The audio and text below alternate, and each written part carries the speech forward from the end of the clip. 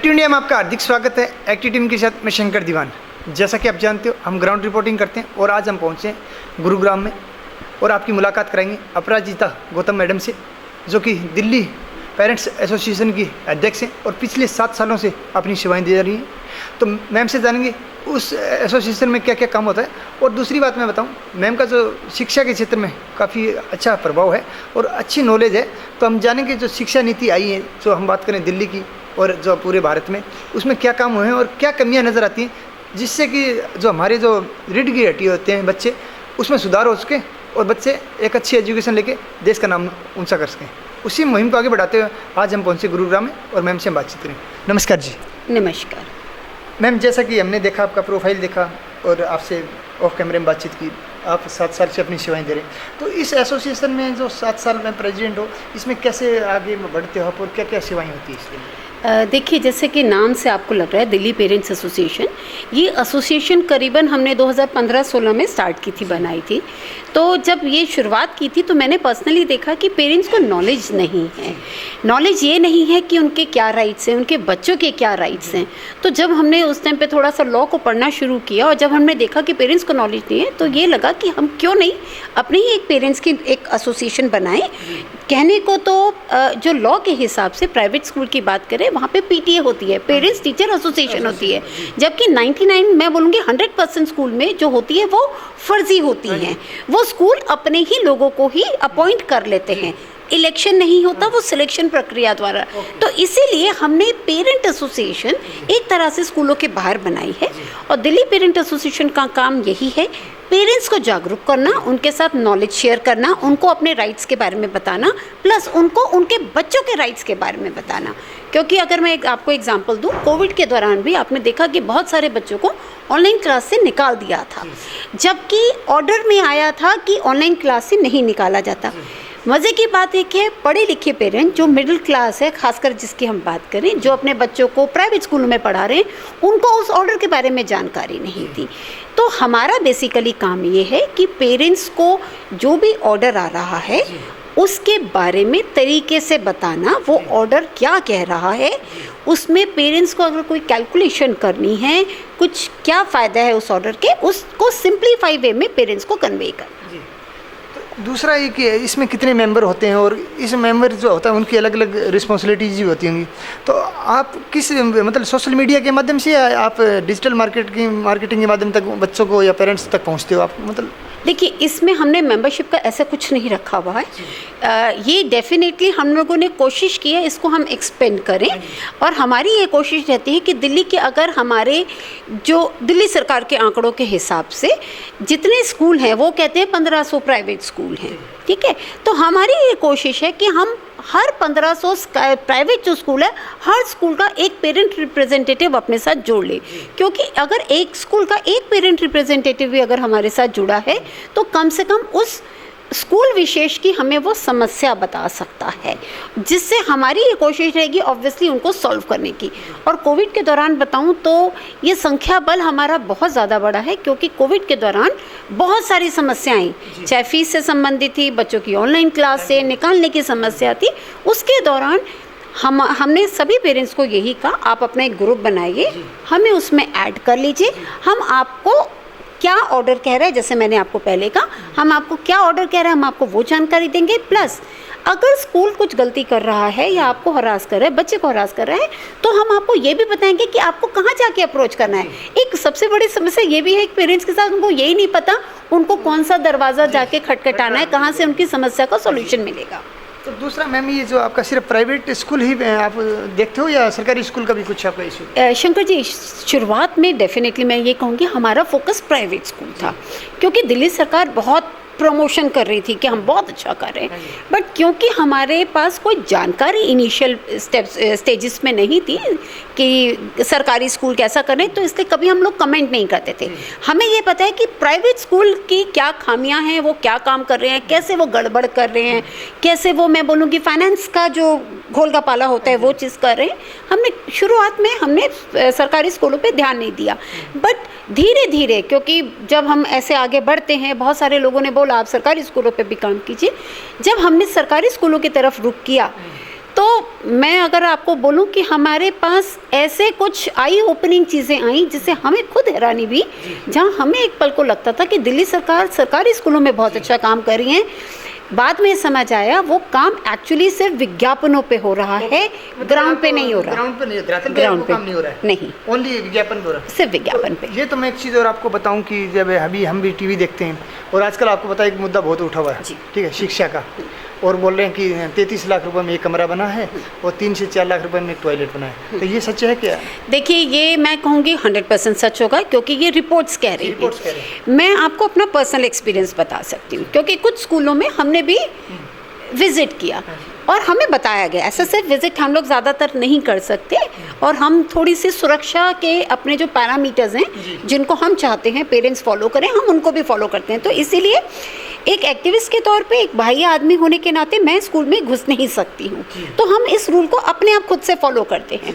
तो बट हमारे पास जो सरकारी स्कूलों से जुड़े हुए टीचर्स, प्रिंसिपल्स, क्योंकि वो त्रस्त हो चुके हैं, अपने डिपार्टमेंट में वो आवाज़ उठाते हैं, उन पर तुरंत कार्रवाई कर दी जाती है, तो वो हमारे पास अपनी समस्या लेकर आते हैं। तो उन्होंने ये भी बताया, ये मुझे नहीं पता किसी पार्टी ने इसमें ध्यान दिया नहीं दिया, हमें तो ये बात भी पता चली है कि पुरानी बिल्डिंग अगर एल शेप में बनी हुई थी तो दिल्ली सरकार ने बीच में एक दीवार बना दी, पुरानी बिल्डिंग पे लीपापोती करके उसको नई बिल्डिंग करार दे दिया, एल्कोएफ बना दिया, उसको पुरानी बिल्डिंग के एक हिस्से को नई बिल्डिंग करार दे दिया, रिनोवेशन कर दिया। तो ये रिनोवेशन मैं बोलूँ कि सिर्फ एक होता है ना कि आप कॉपी का कवर बदल दो वाला हिसाब का, वो किया, तो ये तो आप 33 लाख भी नहीं हुआ ना, आप समझेंगे तो घोटाला तो बहुत बड़ा निकल सकता है। इसी से आप यदि नॉर्मल कमरा भी बनाते हो तो यदि सरकार के हिसाब से यदि 18 बाई 28 का बनाते हो, सरकारी स्कूल का एक नॉर्म्स है, तो वो भी करीब 7-8 लाख रुपए हो जाता है। मैं कहती हूँ आपका बढ़ गया होगा, बट लेंटर वाले कौन से स्कूल बनते हैं? आपने कभी सरकारी स्कूल को देखा है? ऊपर बड़े बड़े आपको लोहे के लेंटर नजर आएंगे। और रही बात दिल्ली सरकार की, अगर मैं बात करूँ, उनके पास गिने चुने 3 या 4 स्कूल हैं जहाँ पे कैमरा टीम को ले जाते हैं, मीडिया हाउसेस को ले जाते हैं और सभी फोटो में उन्हीं स्कूलों को दिखाएंगे, चाहे वो नर्सरी की क्लास दिखाएं, चाहे बड़ी क्लास दिखाएं, प्लस उनके पास अपने गिने चुने प्रमोटर टीचर्स हैं। हम टीचर्स के साथ हैं, बट प्रमोटर टीचर्स जो हैं, जो अक्सर आप देखेंगे दिल्ली सरकार की वाहवाही करते रहेंगे, वो उनके प्रमोटर टीचर्स हैं।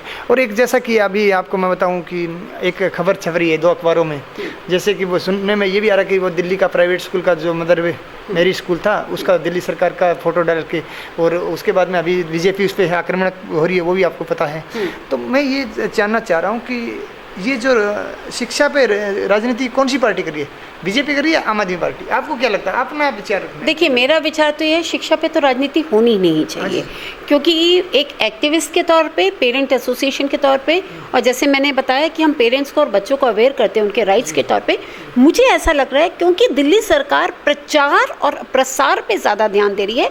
एक्चुअली अगर आप धरातली तौर पे पूछेंगे तो मुझे ऐसा लगता है आज की डेट में सरकारी स्कूलों के बच्चों का कंप्लीट हरासमेंट हो रहा है। इसमें मैं आपको 2 मिनट चाहूँगी, मैं उसको समझाना चाहूँगी। जैसे इन्होंने मिशन बुनियाद शुरू किया, ठीक है, और इन्होंने हैप्पीनेस क्लासेस शुरू की। आप कोई ये देख नहीं रहा, आज की डेट में बच्चों को पढ़ाई, शिक्षा की ज़रूरत है। बच्चों को शिक्षा नहीं देकर, क्योंकि आपका प्रमोशन हो रहा है हैप्पीनेस का, आपका प्रमोशन हो रहा है बुनियाद का, ये फालतू के प्रपंच जो रचे जा रहे हैं, बिजनेस क्लासेस और एक्स्ट्रा जोड़ी है। एग्जैक्टली, मैं उसको भी ऐड करूंगी। तो बच्चे जहाँ पर उनको समय देना चाहिए था, बिनिस्बत ये फालतू की हैप्पीनेस क्लासेस, उसमें क्या हो रहा है, जो मैंने आपको बताया, जो प्रमोटर जो टीचर्स हैं जो उन्होंने रिक्रूट किए में, उनके थ्रू वो नाच गाना करवाइए नाच गाना। हैप्पीनेस होता है दिल से, ऐसा नहीं होता उसके लिए आपको स्पेशली समय दिया जाए, राइट? बेटर है, हमारे टाइम पे हमें योगा करवाया जाता था, पीटी करवाई जाती थी, फिजिकल एक्टिविटी करवाइए, रादर ये फिजिकल एक्टिविटी। उसके अलावा जैसे आपने बुनियाद देखा, आपने जैसे आपने इसका आपने बिजनेस क्लासेस का देखा, अब आप ये बताइए, वो मेट्रो में लगे रहते हैं, मेट्रो में नहीं, उन्होंने बहुत अच्छा सा प्रमोशन किया, टीवी चैनल के माध्यम से भी 1-1, 2-2 घंटा प्रोग्राम चले हैं। मैं आपको उसका एक बहुत 2 इसमें एग्जांपल देना चाहूँगी। पहला तो ये, उन्होंने क्या किया, बच्चों को 2000 रुपये दिए, आई एग्री, बट आप कौन से बच्चों को 2000 रुपये दे रहे हो? क्या उनको कह रहे हो कि तू पढ़ाई लिखाई छोड़, तू बिजनेस कर? क्या उनको देना चाह रहे हो? पहले होता है शिक्षा में, आप बेसिक शिक्षा तो दीजिए, आपके यही सर एग्जैक्ट आप ग्रेजुएशन ही 12वीं तो करो। हाँ जी। क्या मेरे को ये मैसेज मिलता है दिल्ली सरकार के इस पूरे प्रपंच का कि दिल्ली सरकार चाहती है कि गरीब का बच्चा 8वीं तक ही पढ़े, उससे ज़्यादा ना पढ़े, वो बाबू ना बन जाए, बाबू ना बन जाए जी। उसका वही लेवल रहे, इसीलिए उसको पैसा दे के कह रही तू बिजनेस पे चला जा। हाँ जी। क्योंकि बच्चे का जहाँ माइंड आप डाइवर्ट कर दोगे, पढ़ाई से हटा के बिजनेस में लगाए, क्योंकि अगर हम बहुत सारे लोगों के बारे में पढ़ें तो आपकी एजुकेशन पूरी नहीं हुई थी, स्टिल बिजनेस किया था, बट एक स्पेशली फोकस कर देना बिजनेस पे करो, वो मुझे लगता है वो एक गलत है। एक टाइम के बाद आना चाहिए। क्या मनीष सिसोदिया या केजरीवाल ने अपने बच्चों का माइंड डाइवर्ट किया नहीं किया कि तू अपना पढ़ाई छोड़, तू बिजनेस का काम करना शुरू कर दे? तो ये गलत है। एक चीज़ और मैं कहूँगी, हमारे पास एक केस आया था, उस बच्चे का बहुत, बाकी मीडिया हाउसेस ने बहुत प्रमोशन किया, दिल्ली सरकार की तरफ से कुछ नहीं हुआ। उस बच्चे का खुद इंटरेस्ट था, उसके टीचर्स ने बच्चे की हेल्प की फाइनेंस कलेक्ट करने में, उस बच्चे ने नॉर्मल बाइक को ई बाइक में कन्वर्ट कर दिया। इतना अच्छा आइडिया लेकर आया वो बिजनेस आइडिया। दिल्ली सरकार ने उस बच्चे को ना प्रमोट किया ना सपोर्ट किया। क्यों नहीं किया? क्योंकि वो उनके उस पैरामीटर में बाहर आ गया वो। और वो इतना अच्छा आइडिया है जहाँ पर अगर आप मुझे पूछे, मैं, क्योंकि वो बच्चा आज की डेट में मुझे ये भी पता चला वो ड्रोन भी डिज़ाइन किया उसने। तो ऐसे बच्चों को आप दिल्ली सरकार प्रमोट करें ना। तो हम जैसे ही लोग हैं, जो मैं आज की डेट में ऑब्वियसली मुझे बुरा लग रहा है तो मैं बातें बता रही हूँ, तो कम से कम मेरे पास भी कोई अच्छी चीज़ें हो बताने के लिए दिल्ली सरकार की, उन्होंने ऐसे बच्चों को भी प्रोत्साहित किया। एक चीज़ और, जैसे अभी आपने हाल ही में देखा स्पोर्ट्स का भी स्पोर्ट्स वाला जो मामला आया था, मैंने ऑलरेडी पेज पे देखा था। एग्जैक्टली। तो अगर आज वो बच्चे आके बता रही है मुझे सपोर्ट नहीं मिला और वाहवाही लूटने के लिए, ये गलत होता है। क्योंकि आप झूठ का जो एक वो होता है बाजार, एक दिन खुल जाना है, उसमें आप रोक नहीं पाएंगे उसको। दूसरा मैं बातचीत में आपको करूँ, स्कूलों की जो सीबीएसई की, जो दिल्ली सरकार बोलती है काफ़ी हमने अच्छे काम किए, और मैं बात करूँ रैंकिंग की तो सीबीएसई की रैंकिंग में वो 15वें नंबर पे है, तो आप उसका अनुमान लगा सकते हो। अभी हम चलते हैं मैम प्राइवेट स्कूलों पर, बात करता हूँ EWS कोटे की। और आपको पता है और सबको पता है बहुत सारा घोटाला होता है, और कैसे होता है वो भी पता है, लॉटरी के थ्रू होता है।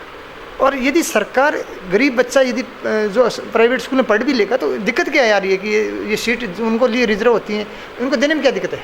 देखिए, EWS पे भी ना मैं आपको ले जाती हूँ 2015-16 पे, थोड़ा सा पुरानी बात करते हैं, क्योंकि धीरे धीरे दिल्ली गवर्नमेंट ने ये समझ लिया कि कौन कौन से ऐसे मुद्दे जिससे जनता अट्रैक्ट होती है। ठीक है, तो मैं EWS का ही एक मुद्दा आया था जिसके बेस पे इन्होंने मैक्सफोर्ड स्कूल का टेक ओवर का निकाला था। आपको याद कीजिए, क्योंकि आज वो बिल्कुल ख़त्म हो चुकी न्यूज़, क्योंकि 2015-16 में बड़ा वाहवाही लूटी थी, टेक ओवर कर लिया, टेक ओवर कर लिया। इन्होंने टेक ओवर नहीं किया, ना आज तक हुआ स्कूल का टेक ओवर। इनकी हिम्मत ही नहीं है किसी स्कूल को टेक ओवर करने की, प्राइवेट स्कूलों को टेक ओवर। क्यों? क्योंकि इनकी, हम ओपन तौर पे कहते हैं, इनकी मिली भगत है। आपके पास फैक्ट्स फिगर्स हैं, आपके पास सारे हैं, फिर भी आप कोर्ट में जाके मुंह में दही जमा के क्यों बैठ जाते हैं? आपकी दलीलें जो हैं कोर्ट में जाके प्रॉपर क्यों नहीं रखते हैं? क्यों सिर्फ मीडिया के सामने दिखा रहे हो? आप नौटंकी कर रहे हो, हम तो इसको नौटंकी कहते हैं। और ये आज से नहीं कह रहे कि आप, ठीक है, दूसरी पॉलिटिकल पार्टी कह रहे हैं, हम तो 2015 से, जब से हमारे साथ हुआ था, हम तो तब से नौटंकीबाज इन लोगों को कह रहे हैं। तो EWS का इन्होंने ये समझ लिया कि EWS का किसी भी स्कूल का मामला आता है, उस स्कूल का टेक ओवर का ऑर्डर निकाल दिया। आज तक वो स्कूल टेक ओवर नहीं कर पाए, जबकि हमारा जो लॉ है दिल्ली का, DSEI जिसको बोलते हैं, Delhi school education act and जो रूल्स बना हुआ है हमारा, तो उसके मुताबिक जो सेक्शन है उनके हिसाब से अगर स्कूल प्रॉपर फॉलो नहीं कर रहा रूल्स एंड रेगुलेशंस को, सरकार के पास पूरी अथॉरिटी है, वो LG के पास लेटर भेजे कि ये गड़बड़ियाँ हो रही हैं, इसलिए हमने इसको टेक ओवर करना है, और LG ओके कर देते हैं, आप उसका टेक ओवर कर सकते हो। बट जब दलीलें देने की बात आती है, कोर्ट में ढीले पड़ जाते हैं। अभी आपने हाल ही में JD टेगलर स्कूल का पढ़ा होगा। अब आप देखेंगे उस और टेक ओवर के बाद आज तक दिल्ली सरकार का कभी नहीं आप देखेंगे टेक ओवर का ऑर्डर आया, क्योंकि इनमें जान नहीं है। अब ये क्या करते हैं, पेरेंट्स को भी नहीं पता एक्चुअली। अब ये कहते हैं हम इसकी मान्यता रद्द कर रहे हैं। द्वारका के कई स्कूलों की बात करूं, मान्यता रद्द कर रहे हैं, या मैं बात करूं APJ स्कूल की, मान्यता। अरे भाई, तुम्हारे में हिम्मत नहीं है मान्यता रद्द करने की। क्यों?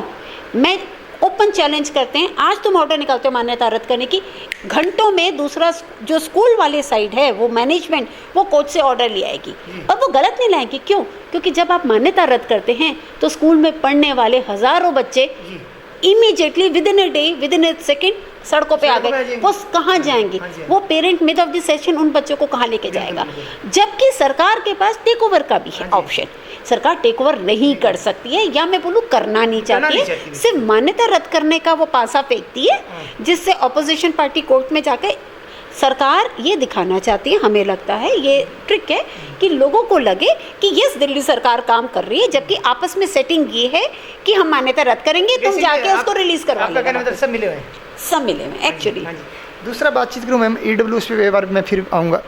जहाँ तक उनका जो सिलेक्शन होता है बच्चों का, उसके बाद हमने ये भी सुना है कि उनकी बुक्स और जो स्टेशनरी प्लस में जो यूनिफॉर्म फ्री होती है, और लेकिन हमें कल किसी नेता के थ्रू ही जानकारी मिली थी कि इनके भी पैसे लिए जा रहे हैं, ये भी सच है? मैं EWS के बारे में थोड़ा सा कर देती हूँ। मैं बुक्स और यूनिफॉर्म को बाद में बताऊंगी, आपको पहले एक चीज़ बता देती हूँ। EWS के आपको सारी इन्फॉर्मेशन आपको इनके वेबसाइट में मिल जाएगी। ये मैं नहीं कह रही, इनके अपने आंकड़े कह रहे हैं, ठीक है? आप ये देखिए, मैं 2021-22 की अगर बात करूँ, 2021-22 यानी कि 22 का मतलब मार्च 22 में वो सेशन खत्म हो रहा है। बच्चे का एडमिशन दिसंबर 21 और जनवरी 22 तक चल रहा है। क्या गरीब के बच्चे को पढ़ना नहीं है क्या? नहीं, इसकी गाइडलाइंस सुनी भी आपको 31 करना चाहिए ना, बट ये लोग करते नहीं है। अब ये क्या करते हैं, स्कूलों से सीट्स पूछते हैं, इनके यहाँ पे सिस्टम में ये नहीं, ऐसे सीट पूछने की जरूरत क्या है? जब आप स्कूल की स्ट्रेंथ के हिसाब से उसको 5% 10% सीधा डालो ना। एग्जैक्टली देखिए, आप जो बात कह रही ये खुलासा करता है कि शिक्षा विभाग के पास स्कूलों की इंफॉर्मेशन नहीं है, जिसको हम बोलते हैं जो सेक्शन 73 के अंतर्गत जो होता है, स्कूल को अपनी पूरी डिटेल हर साल फाइनेंशियल डिटेल और स्कूल की डिटेल के साथ जमा करनी पड़ती है। ये रूल है, उसी के बाद कुछ हो सकता है। यानी कि ये जो आपने बोला, ये इससे साफ यही बात जाहिर होती है कि इनके पास आंकड़े नहीं है। जब भी एडमिशन की बारी आती है, वो स्कूलों से फिर से बताइए जी कितनी सीटें हैं, और वो स्कूल अपने हिसाब से बताते हैं। नहीं, सिर्फ आपको आजकल क्योंकि आजकल डिजिटली का ज़माना है, सब कुछ आपके आंकड़े हैं, आपके पास हैं। आप एक जैसे रोल नंबर डालोगे तो या उसका आ जाएगा। आप ऑनलाइन देखिए, अमेजन या दूसरे ब्रांड्स को देखिए, ऑनलाइन कितना बढ़िया बिजनेस चल रहा है, और वहाँ तो करोड़ों प्रोडक्ट की शिक्षा विभाग के पास डेटा सारा है। बस उनको देखना है कि कौन सी फाइल दबानी है और कौन सी निकालनी है, ठीक है? अब मैं EWS का बताऊं। नंबर 1, EWS के बच्चे का एडमिशन ईयर एंड तक भी नहीं हो पाता है, क्योंकि पहली लिस्ट, दूसरी लिस्ट, तीसरी लिस्ट, चौथी लिस्ट निकालते हैं। ये लिस्ट पे लिस्ट निकाल के घपला करते हैं। घपला क्या है वो भी मैं आपको, जब मेरा आ गया नाम, लेट्स से मैं EWS की हूँ, मेरे बच्चे का नाम आ गया, ऊपर से केजरीवाल जी के ऑफिस से भी मैसेज आएगा, मुबारक हो आपके बच्चे का एडमिशन हो गया फला स्कूल में, और वहाँ जाके पेपर ले जाना। बच्चा खुश, पेरेंट खुश, केजरीवाल जी के यहाँ ऑफिस से भी मैसेज आ गया। बट होता क्या है, जब वो पेरेंट स्कूल जाता है, स्कूल वाला उनसे कहता है हम आपको अभी एडमिशन नहीं दे सकते। क्यों नहीं दे सकते? क्योंकि उससे भी संबंधित इन्हीं लोगों ने, मैं बात कर रही हूँ, इन्हीं की सरकार ने बीच में एक रूल निकाल दिया था। योगेश प्रताप जब हमारे उसमें हेडिंग कर रहे थे PSB ब्रांच की, क्या था वो रूल? क्योंकि कोर्ट में इन्होंने वही दलील नहीं दी। उसमें ये था कि EWS की जो 25% होती है as compare to general category होती है, 75:25 का रेशो होता है, 3:1 का जो रेशो होता है, तो उसमें इन्होंने ये निकाल दिया कि जब तक 3 जनरल के नहीं आएंगे तब तक एक आपका EWS का नहीं आएगा। मतलब जबरदस्ती वेट करने के लिए बोलते हैं। और जबकि होता ये है, जब आप जनरल पे जाएंगे तो कहेंगे हमारे पास सारी सीट भर गई हैं। तो भाई जब तुम्हारी अगर जनरल की सीट भर गई है, 100 सीट थी, 75 जनरल की भर गई, तो 25 आप EWS क्यों नहीं दे रहे? रखना चाहिए उसको। एग्जैक्टली। दूसरा, पीछे हमने एक स्कूल से संबंधित सारे आंकड़े निकाले थे। सिंपल बात यह है, अगर एक स्कूल में EWS आप 8वीं तक दे रहे हो शिक्षा, ठीक है, जो राइट टू एजुकेशन के अंतर्गत आता है, 8वीं तक अगर स्कूल में, उस स्कूल में 800 बच्चे हैं टोटल, तो सीधा मतलब है 800 में से 200 बच्चे EWS होने चाहिए। इस बारे में कोई ध्यान नहीं देता, क्योंकि हमने प्रैक्टिकली देखा है और ऐसे कई पेरेंट्स को देखा जो रोते हुए हमें फ़ोन करते हैं कि मैम अवेयरनेस नहीं है, बेसिकली आप ये बोल रहे हैं। अवेयरनेस नहीं है, मैं कहती हूँ सरकार आंकड़े छुपा रही है, इसके लिए मैं बोलूँगी। आंकड़े छुपा रही है, जिसको एक्चुअल में ये क्या हुआ क्या कि इसका कुछ डाटा मेंटेन वो पेरेंट्स को भी नहीं, वेबसाइट जैसे मैं हूँ वो तो नहीं है, विजिट नहीं हो पा रहा है, वो तो कुछ भी नहीं है। वेबसाइट के एक बताओ, आज दिल्ली एजुकेशन की वेबसाइट में जाइए, सब उन्होंने गोल का पाला कर वही रखा बता है। रहा हूँ, यदि वेबसाइट हो तो वहाँ पे पेरेंट्स चेक कर सकता है। अभी इतना आजकल भागदौड़ की जिंदगी में पेरेंट्स के पास टाइम नहीं है कि स्कूल में लाइन लगी और 4-5 दिन वहाँ बताए। देखिए यही है ना, एक एक सेंट्रल डेटा होना चाहिए जो दिल्ली एजुकेशन डिपार्टमेंट को रखना चाहिए। इसमें मैं बता देती हूँ क्योंकि बीच में आपने प्रश्न किया है। सीवीसी का CIC का ऑर्डर आया था कि जो डिपार्टमेंट है it is their responsibility to upload each and every document और data on their website. Sir मतलब एक आदेश के अनुसार सरकार का जो वेबसाइट है जो दिल्ली एजुकेशन का है, एजुडेल की अगर मैं बात करूं, उसमें सारे आंकड़े होने चाहिए। उसमें प्राइवेट स्कूलों के भी आंकड़े होने चाहिए, प्राइवेट स्कूलों की फाइनेंशियल डिटेल होनी चाहिए। आप बिलीव मी, वहाँ तो प्राइवेट स्कूलों की मैनेजमेंट की डिटेल, प्राइवेट स्कूल में कौन कौन हेडिंग कर रहा है, क्या PTA है, स्कूल का क्या साइज़ है, पूरा देखो। आप आज क्लिक कीजिए, आपको किसी का आंकड़ा नहीं मिलेगा। अगर 1500 स्कूल में से मात्र 400 स्कूलों ने अपडेट कर रखा, वो भी आधा अधूरा मिलेगा। अब मैं बीच में आती हूँ EWS का, आपने जो पूछा, मैं घोटाला आपको बताना चाहूँगी। जब बच्चे का नाम आता है पेरेंट्स खुश हो गए, क्योंकि ये मेरे पास अभी रिसेंटली भी बहुत सारे केसेस हैं और हर साल आते हैं। बच्चे को पेरेंट खुश हो गए, नाम आ गया, लेटर भी दिल्ली सरकार ने तो पहले लेटर भी दिए थे, पेरेंट के पास लेटर भी जा रहे हैं। आपने बोला वाहवाही के लिए, हार्ड कॉपी, यस, वाहवाही के लिए। अब पेरेंट लेटर लेके बड़ा जी मेरे बच्चे का तो जी फला अच्छे स्कूल में हो गया, वहाँ जाके पता चला एडमिशन नहीं मिला। अब वो पेरेंट के धक्के शुरू हो जाते हैं एजुकेशन डिपार्टमेंट के। अब एजुकेशन डिपार्टमेंट क्या कहता है, अब एजुकेशन डिपार्टमेंट दलाल का काम कर रहा है। वो कहता है आपको स्कूल में नहीं मिला, आप वेट कीजिए, दूसरी लिस्ट में हम आपका दूसरे लिस्ट नाम आगे तो क्यों नहीं मिला, सबसे बड़ा एग्जैक्टली। अभी आपने बोला एक आदमी के पास, चाहे वो गरीब हो चाहे मिडिल क्लास हो, जो रोज़ का अपना जॉब से या बिजनेस से कमा रहा है, उसके पास रोज समय नहीं हो सकता क्योंकि वो घर का खर्चा चलाएगा। एक और भी है, मैं जब देख रहा हूँ कि जो प्राइवेट स्कूल है वहाँ पे जो रिसेप्शन पे काफ़ी अच्छी इंग्लिश बोलने वाली लड़कियाँ बैठी हुई हैं, और जो बात करूँ EWS कोटे में जो होता है तो उनको इंग्लिश का दिक्कत रहता है, तो गेट पे ही एंट्री नहीं होती इसकी। नहीं, इसमें मैं बोलूँगी इंग्लिश बोलने वाली रखी हैं, वो सही भी है, लेकिन एक गरीब आदमी वो नहीं, गरीब और मिडिल क्लास में भी बहुत सारी प्रॉब्लम आती है। ऐसा नहीं है कि मिडिल क्लास में बड़े अंग्रेज बैठे हुए हैं, सबको अंग्रेज़ी आती है। ये सिर्फ शोषा का तरीका है कि हम अंग्रेज़ी बोलेंगे तो हम पढ़े लिखे नज़र आएंगे।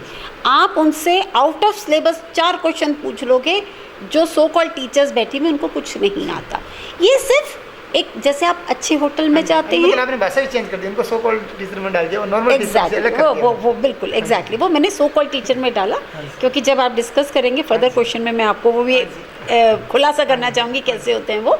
तो ये जो बैठे होते हैं जस्ट एक प्रमोशनल एक्टिविटी के लिए बैठे होते हैं। जैसे एक 5 स्टार होटल में जाएंगे तो वो अच्छा सा मेकअप करके, क्योंकि हमारे टाइम पे तो हमने कभी टीचर को देखा नहीं मेकअप करते हुए, ठीक है ना, बहुत सिंपल रहती थी, ज़्यादा नहीं रहती वो, हाँ एग्जैक्टली। तो अब आपने ये बात बोल दी जो मैं आपको बोलना चाह रही थी। जो आप ज़्यादातर प्राइवेट स्कूल्स में देखेंगे, जो पेरेंट्स को नॉलेज नहीं है, प्राइवेट स्कूल में जो टीचर्स आज की डेट में हायर की जा रही हैं, क्योंकि हम तो फाइनेंस पे भी ध्यान देते हैं प्राइवेट स्कूल के।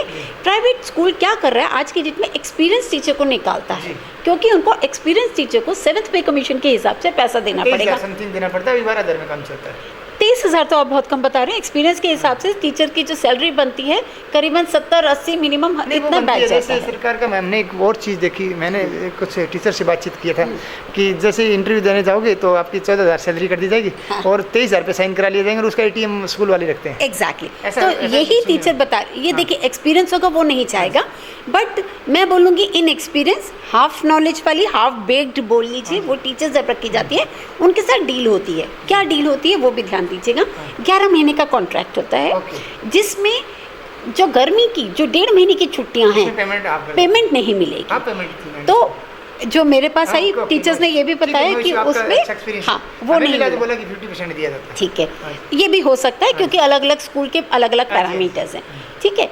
उसमें भी ये होगा कि ठीक है आपको, क्योंकि आज की डेट में बेरोजगारी भी एक समस्या है, और लेडीज़ के लिए उनको लगता है कि हाँ भाई मुझे जॉब करनी है, तो वो ज्वाइन कर लेती हैं, नियर बाई करना चाहती है। आप उनकी सैलरी पूछें, कागजों में उनकी सैलरी जो स्टैम्प पेपर पे साइन करती हैं 40,000, 30 से 40,000 होगी, बट एक्चुअल उनको मिलती है 5 से 10,000। मैंने भी एक आपकी तरह थोड़ा सा इस पर रिसर्च किया था, तो ये जो मनी होती है वो टैक्स फ्री होती है। हाँ। तो जैसे कि आप एजुकेशन में टैक्स नहीं है, हाँ। तो इसको मल्टीप्लाई आप करोगे तो 12 महीने बाद में एक रिजल्ट आता है, जो आपकी सारे टीचर थे उसकी जो टैक्स वैल्यू आपने निकाल दी, आपको जो पढ़ाई कराई वो फ्री मिलता है।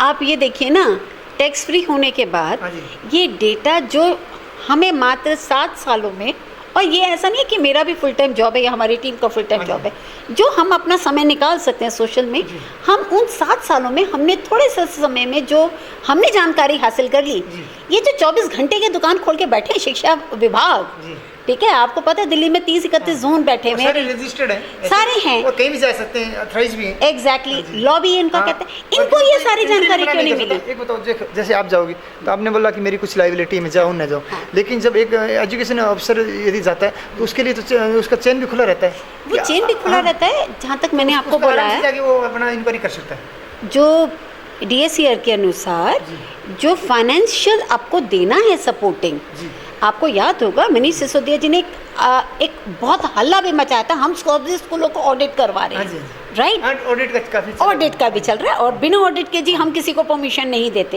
ये भी अपने आप में घोटाला है। जी कभी आप जाके गूगल करेंगे तो आपको पता चलेगा इन्होंने अपने ही ऑडिटर्स रखे हुए हैं। रात को बैठ के स्कूलों के वो बनाया जाता है कि पैरेलल रजिस्टर आपका कहने मतलब कि सबको रोजगार दे दिया। देखिए, रोजगार तो इन्होंने सबको दिया है, क्योंकि रोजगार अपने देने बंदों को के दे लिए दिया। अपने बंदों को रोजगार देने के अलावा इनको पैसा भी चाहिए। तो पैसा हम जैसे लोग नहीं देते, सरकारी स्कूल नहीं दे सकते, ये प्राइवेट माफियाज ही दे सकते हैं। तो हवा दिखाया कि हम तुम्हारा ऑडिट करेंगे और पीछे पीछे उनके डॉक्यूमेंट्स भी क्लियर कर दीजिए। लास्ट में एक ऐड करना चाहूँगी, बेशक उस टाइम क्लियर की, जब कोर्ट की बात आती है, आज आपको पता है एक मैटर कोर्ट में लगा हुआ है जी प्राइवेट स्कूलों की फीस से संबंधित। वो मैं उसी पे आने वाला था। हाँ। कि मैंने एक चीज़ देखा कि केजरीवाल जी का एक स्टेटमेंट था कि 2015 के बाद में हमने फीस नहीं भरनी जी। उसके बाद एक वीडियो क्लिक हुआ, काफ़ी लोगों ने ये भी बोला, और मुझे खुद भी पता है कि सरकार प्राइवेट स्कूलों में जो बात की थी केजरीवाल साहब ने कि 1-2 महीने की फीस नहीं लेंगे, वो भी उन्होंने ली, और कोई किसी की बात नहीं मानता। मैं और आपको फीस भी बता बढ़ाई। देती हूँ, अगर केजरीवाल जी सच्चे हैं, कुछ नहीं करें, वो बैठ जाएं, हम बैठ जाएं, आप आंकड़े 2015 के बाद के दिल्ली के हर स्कूल के आंकड़े, एक्सेल शीट ही तो देनी है, तुमने देना क्या है? आप लोगों को दिक्कत है तो मुझे दे दीजिए, मैं डाटा कोलेक्ट कर देती हूँ, मुझे कोई इशू नहीं है। कोई आप अच्छा ERP का बंदा रख लीजिए, कोई अच्छा कंप्यूटर वाला रख लीजिए, 2 मिनट का काम है आपको, आपने सारा एक्सेल शीट अपलोड कर दीजिए, हर स्कूल की फाइनेंशियल डिटेल कर दीजिए, हर स्कूल का अप्रूव्ड फीस स्ट्रक्चर, जो आज की डेट में आप अक्सर देख रहे हैं, अप्रूव फीस स्ट्रक्चर हमने बढ़ने नहीं दिया, आप दीजिए तो सही। कितने स्कूलों का अप्रूव फीस स्ट्रक्चर? आप एजुटेल की वेबसाइट खोलिए, मनीष सिसोदिया के पास जाकर आप ये बताइए, अगर हमारे नेताजी सच बोल रहे हैं तो यानी कि दिल्ली की जनता झूठी है। आपने 5-6 दिन पहले देखा होगा, DPS रोहिणी के पेरेंट्स रो रहे हैं जी। उनकी फीस इतने ही सालों में तिगनी हो गई। क्यों भाई? 3 गुना बढ़ी है फीस। 3 गुना बढ़ गई। अब जो पेरेंट है, और सबसे खराब बात ये भी लगती है कि 3 फीस बढ़ी है, और कोरोना काल में आपने 1 साल के लिए देश को बंद कर दिया, तो आपके पास रोजगार के साधन थे ही नहीं, यानी घर खर्चा नहीं निकला, जो सेविंग थी वो भी चली गई। देखिए, सेविंग चली गई। मैं ये कहूँगी कोरोना काल में मिडिल क्लास को कुछ नहीं मिला। हम मिडिल क्लास, मैं उनको अदृश्य बंधुआ मजदूर बोलती हूँ, ठीक है? हम सबके लिए कमाते हैं, हमारी जिम्मेदारी है, हमने देश को पालना है। एक्चुअली देश के पालने की जिम्मेदारी मिडिल क्लास के ऊपर है। हमारा किसान तो अनाज देगा, बट उसके बाद पालने की जिम्मेदारी मिडिल क्लास पे कैसे? क्योंकि हम ही हैं जो जेन्युइन टैक्स पेयर्स हैं। उन्होंने मतलब जो अपना अन्न है उसको जन्म दे दिया, आपके लिए तैयार कर दिया। हाँ। आप उसको सब कुछ बना के दे दो। हमने सब कुछ बना के देना, हम हैं मेजर टैक्स पेयर्स, तो हमें कोई राहत नहीं मिली। ना फ्री में आप कोविड के दौरान पूछेंगे, ना फ्री में खाना, ना दवाइयाँ। लोगों की जो जमा पूंजी थी वो खत्म हो गई। सरकार ने क्या दिया? एक पल को पेरेंट्स को लगा चलो रियायत मिली। आपने पूछा दिल्ली पेरेंट्स एसोसिएशन का क्या कंट्रीब्यूशन रहा, मैं आपको बता देती हूँ। 2 मेजर मैं सिर्फ आपको कंट्रीब्यूशन बताऊंगी। जब 7th पे कमीशन के नाम पे दिल्ली गवर्नमेंट ने प्राइवेट स्कूलों को फ़ायदा दिलाने के लिए एक ऑर्डर पास किया था, जिसके तहत 2016 जनवरी से 2017 का एरियर के नाम पे, पेरेंट के नाम पे 50 से 60 हज़ार रुपये एवरेज बच्चे का बिल काट दिया इन्होंने। हमने उसके अगेंस्ट प्रोटेस्ट किया था। हम करीबन 500-700 पेरेंट्स पहुंच गए थे मनीष सिसोदिया के घर के आगे। यकीन मानिए, उनको वो ऑर्डर वापस लेना पड़ा। एक हमारी जीत हुई, जो आज 7th पे कमीशन के हिसाब से वो फीस नहीं बढ़ा। दूसरा, अभी जो कोविड के दौरान जो ऑर्डर आया, जब हरियाणा ने, यूपी ने, दूसरे स्टेट्स ने अपने स्टेट के पेरेंट्स को, बच्चों को रियायत दे दी कि आप नहीं दीजिए, हमारी दिल्ली सरकार उस दिन गहरी नींद में सोई हुई थी। हमने लगातार मेल प्लानिंग शुरू की, पेरेंट्स के थ्रू हम लोगों ने बहुत मेल भिजवाई। तो आप अगर पुराना मनीष सिसोदिया का भी वीडियो देखेंगे तो भी वो कह रहे हैं हमारे पास बहुत सारे पेरेंट्स की मेल आई। हमने एक प्रपोजल बना के दिया, हमने उसमें 10 पॉइंट्स लिखे कि हमें ये दीजिए, क्योंकि आप हमसे पूछे DPA की टीम जो है टेक्निकली या लीगली स्ट्रॉन्ग है, तो हमें पता था हम कहाँ से मात खा सकते हैं। जैसे कुछ स्टेट में पेरेंट कह रहे थे हमें ट्यूशन फीस नहीं देनी है, उसमें हमें पता था ये नहीं हो सकता है। ट्यूशन फीस का मतलब होता है टीचर्स की और स्टाफ की सैलरी। मैं अपने घर में चूल्हा जलाना चाहती हूँ तो आपका चूल्हा नहीं बंद करना चाहूँगी। तो हमने कहा आप ट्यूशन फीस लीजिए, बट ये वाले हेड्स हैं, जैसे आपके बाकी जो हेड्स हैं, क्योंकि उनका खर्चा नहीं है, आप वो मत लीजिए। इसमें मैं कहूँ इसमें हमारी जीत हुई। अगर हमने 10 पॉइंट्स दिए थे, फैक्ट्स के हिसाब से दिए थे जो लीगली राइट थे, तो 10 में से मैं ये कहूँ कि 9 पॉइंट पे मान लिए गए। इसमें कोई बड़ी बात नहीं हुई। मैम हमने आज तो शिक्षा भी बातचीत की और लास्ट में बातचीत करेंगे कि एक बात हमें बता दीजिए कि आपसे जुड़े पेरेंट्स जो हैं दिल्ली के, नहीं मैं सोच रहा हूँ पूरी इंडिया के जुड़े, तो आपसे कैसे कांटेक्ट किया जाए और आप उनको मैसेज क्या देना चाहते हो कि अपने जो रूल्स होते हैं या अपने राइट्स होते हैं उसको किस तरह से मतलब लोग इसको आगे अपने, जैसे आप ठीक है आपको नॉलेज है, आपने इतना मुझे बताया, लेकिन आपको पता है कि 99% लोगों को नहीं पता, बिल्कुल नहीं पता।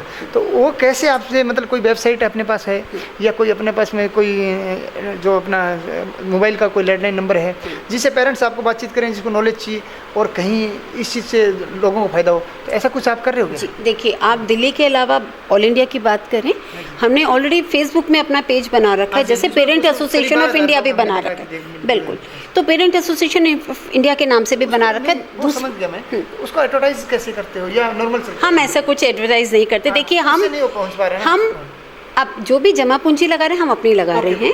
हम ऐसा कुछ पैसा कलेक्शन नहीं करते पेरेंट से।